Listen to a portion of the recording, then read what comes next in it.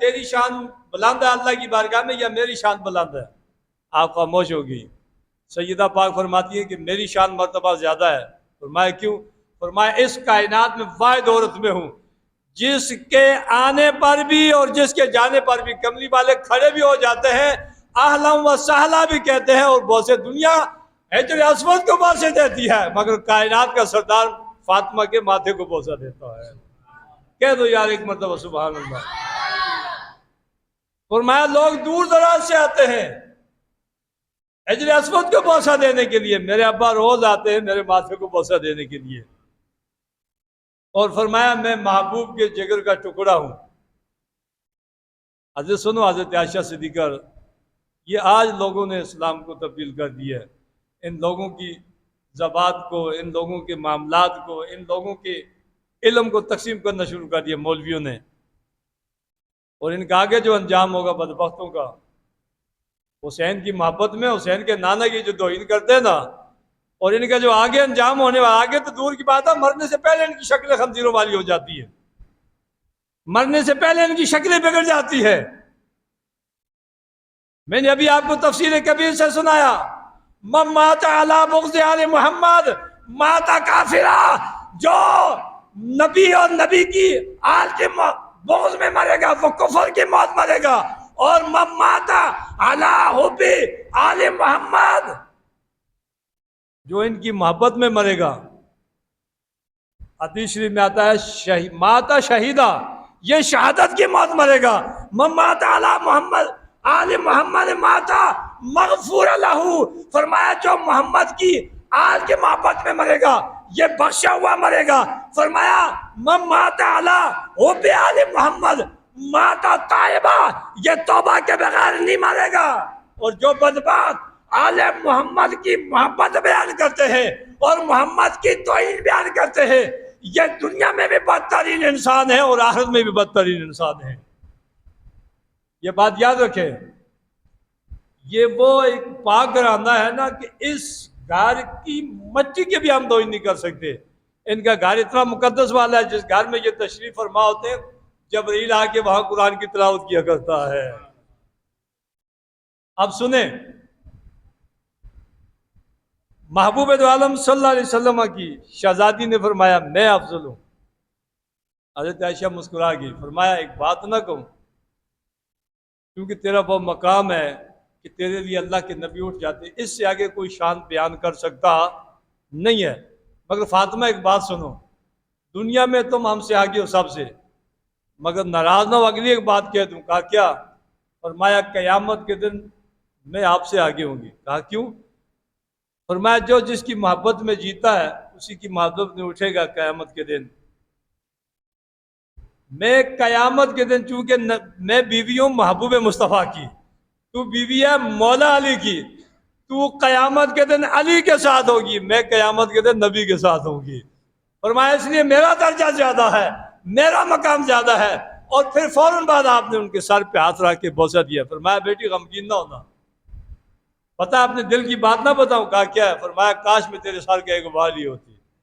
حضرت عائشہ فرماتی ہے کاش تیرا وجود تو بڑی بات کی بات ہے، چادر تو بڑی دور کی بات ہے، وہ ماتھا جس کو کملی والا بوسہ دیتا ہے اس کی شان ہی برا البرا ہے، وہ ہاتھ جو محبوب سے مسافہ کرتے ہیں ان کا مقام بڑا ہے، تیری شان کے قرآن تیری تلاوت کرتا ہے، تیرا مقام جبرائیل تیرے بچوں کا جھولا جھلاتے ہیں، اور تیرا انعامات اتنا ہے، جنت سے کھانا تیرے لیے آتا ہے۔ میں دوسرے لفظوں میں کہ عائشہ فرماتی ہے کاش ایک بال کے برابر میری اہمیت ہوتی۔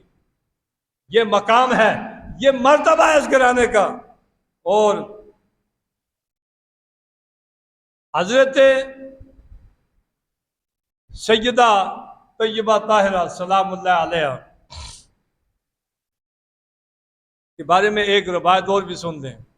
ایک دن ایک آیت نازل ہوئی، وَإِنَّ مِنْهَا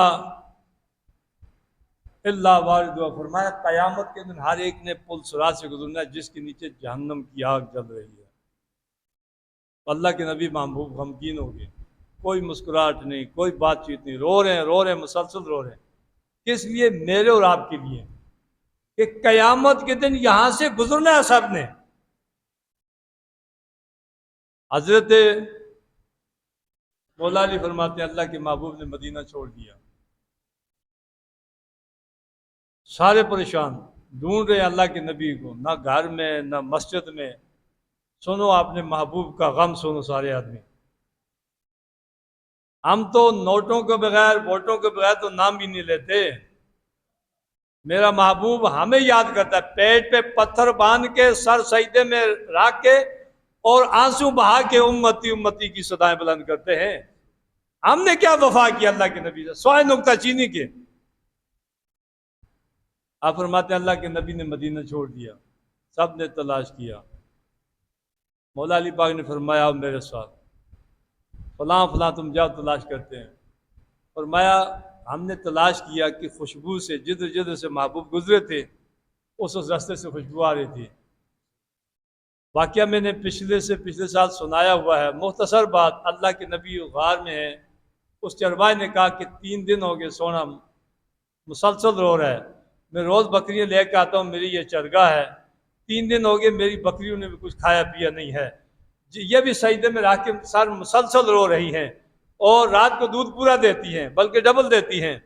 وہ واپس آئے، فرمایا اللہ کے محبوب ہر ایک کو ٹال دیتے ہیں مگر زہرا کے آنے پر اللہ کے محبوب کی حالت بدل جاتی ہے۔ زہرا پاک کو لے کے چلے، ان کے ساتھ حضرت امام حسن امام حسین بھی چلے۔ مختصر بات کو جب وہاں جا کے پہنچے، یہ حضرت امام حسن امام حسین زہرا پاک مولا علی اور حضرت سیدنا ابوبکر صدیق، یہ 5 ہستیاں وہاں جا کے پہنچی۔ جو آج یہ لوگ اس جملے پہ بھی غور کریں، جو آج حضرت ابوبکر صدیق کو پیچھے رکھ کر اہل بیت کو بیان کرتے ہیں، ان سے میں گزارش کروں گا حدیث شریف پڑھ کے دیکھیں، اہل بیت انہیں آگے رکھ کے محبوب کی برگاہ میں حاضر ہوتے ہیں۔ ہاں یہ مقام یہ ان مولویوں نے جدا کیا ہوا ہے۔ اہل بیت نبی کی بارگاہ میں جاتے ہیں، ابو بکر کو آگے رکھ کے، اور آج 14ویں صدی کا ملا ان کی شان بیان کرتا ہے ابو بکر کو پیچھے رکھ کے۔ سنے سارے آدمی، جب وہاں پہ پہنچے حضرت سیدنا ابوبکر صدیق نے سلام دیا، کوئی جواب نہیں، مولا علی حسن حسین کوئی بھی نہیں جواب۔ حضرت سیدہ پاک نے دیکھا کہ یہاں بات نہیں بنے گی، لہٰذا اسی رنگ میں ڈھلنا پڑے گا سب کو۔ حضرت فرمایا ابوبکر صدیق قربانی دو، آپ نے سر سجدے میں رکھا۔ فرمایا علی سر سجدے میں رکھا، زہرا پاک نے بھی سر سجدے میں رکھا۔ ان کو دیکھ کے چھوٹے ننھے منھے شہزادے حسن حسین انہوں نے بھی سر سجدے میں رکھا، اور آگے اللہ کے محبوب رو رہے ہیں اور پیچھے یہ 5 ہستیاں رو رہی ہیں۔ حضرت زہرا پاک نے اشارہ کیا ابوبکر صدیق کو، تو حضرت ابوبکر صدیق کہاں تک قربانی دے سکتا ہے؟ فرمایا زہرا حکم تیرا ہے نا، قیامت تک تو نہ کہے تو قیامت تک ابوبکر سر سجدے سے سر نہیں اٹھائے گا۔ حضرت سیدنا ابوبکر صدیق روئے اللہ کی بارگاہ میں، کہا یا اللہ قیامت تک اس امت میں جتنے بوڑھے ہیں سب کا عذاب برداشت کرنے کے لیے میں تیار ہوں۔ اس امت کے وہ بوڑھے جن کی داڑھیوں میں سفید بال ہیں، جن کی اونچے بولو، جن کی نہیں بولے ہو سارے، چونکہ تو سر رکھنی ہی کوئی نہیں، تازہ بلیڈ مارنا نبی کی سنت، پیرا میں رگڑ کے تھا، غلامی رسول میں بس صرف نعرے دی آتا کے ہیں، اس سے آگے نہیں۔ میں نے کیا کہا؟ سیدنا ابوبکر صدیق فرماتے کہ جن کی داڑھی میں سفید بال ایک بھی ہے اس کا عذاب میں اٹھانے کے لیے یہ بوڑھا تیار ہے۔ پھر مولا علی روئے سجدے میں، انہوں نے کہا یا اللہ اس امت کے جتنے جوان بھی ہیں انہیں بری کر دے، سب کا عذاب اٹھانے کے لیے میرا سینہ حاضر ہے۔